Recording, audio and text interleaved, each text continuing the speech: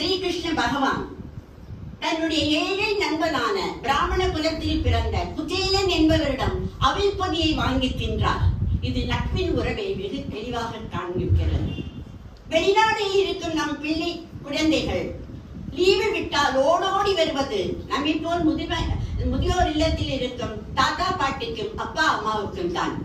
அதே போல் பல மைல்களையும் தொலை தூரத்தையும் கருதாமல் நம்முடைய வலிகளையும் வேதனைகளையும் மறந்து நீண்ட தூர பயணத்தை மேற்கொண்டு அங்கே போய் அவர்களோடு இருக்கும் போது கிடைக்கும் சந்தோஷம் நமக்கு விவரிக்கவே முடியாது. அதே போல் இங்கு நாம் குழந்தைகளின் பிறந்த நாட்கள், பேரன் பேத்திகளின் பிறந்த நாட்கள், திருமண நாட்கள் என்று ஸ்வீட் காரத்தோடு கொண்டாடுகிறோம் என்றால் அது உறவின் அழுத்தத்தை தானே காண்பிக்கிறது.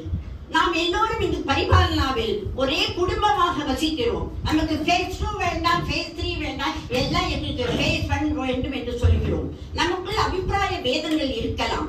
பட் இருந்தாலும் நாம் எல்லோரும் ஒரே குடும்பமாக ஒரு புதிய உறவை வளர்த்துக் கொண்டு வருகிறோம். அந்த உறவுக்கு நீங்களே பெயர் சொல்லுங்கள்.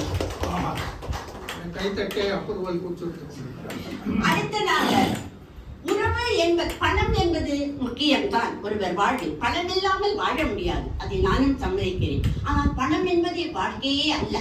பணம் ஒரு எல்லைக்குள் இருந்தால் அது சௌகரியம், நமக்கு பாதுகாப்பு. அதே பணம் ஒரு எல்லைக்கு மேல் போனால் அதை நாம் கண்ட்ரோல் செய்வது இந்த புதுமையான காலத்தில் மிகவும் கஷ்டமான விஷயம். அது ஒரு பெரும் சுமையாகி விடுகிறது. எஸ்பெஷலி தப்பு இந்த ஸ்கேம் கேம்னு வரும்போது அதெல்லாம் நமக்கு தினமும் அதை பத்தி தான் நம்ம பேசிட்டு இருப்போம். ஸோ அந்த பணம் என்பது ஒரு அளவுக்கு மேல் போனால் அந்த பணம் நமக்கு ஒரு சுமையே, அது சுகம் அல்ல. ஆகவே பணம் என்பது அவசியம் வேண்டிய ஒன்று. சொத்து என்பதும் வேண்டியது ஒன்றுதான். சொத்து சுகம் என்பதும் அவசியம்தான். ஆனால் சொந்த பந்தங்கள் என்பது அத்தியாவசியம். அதை நாம் மாற்ற முடியாது.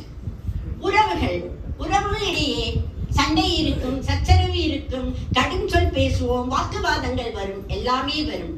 இருந்தாலும் உறவுகள் இல்லாத ஒரு வாழ்க்கை ஒரு சூன்யமான வாழ்க்கை தான். மாட மாளிகைகளும் கோபுரங்களும் கட்டி பெரிய வீட்டில் இருக்கும் ஒரு பணக்காரன் தனிமையாக அதில் ரொம்ப நாட்கள் இருக்க முடியாது. அவன் தளர்ந்து விடுவான், அவனுக்கு வாழ தெரியாது, அவன் எந்த நிலைமையில் வருவான் கடைசியில் என்று யாருக்குமே சொல்ல முடியாது. பணக்காரனுக்கு உறவு உண்டு, ஆனால் உறவுக்காரர்கள் எல்லாம் பணக்காரர்கள்.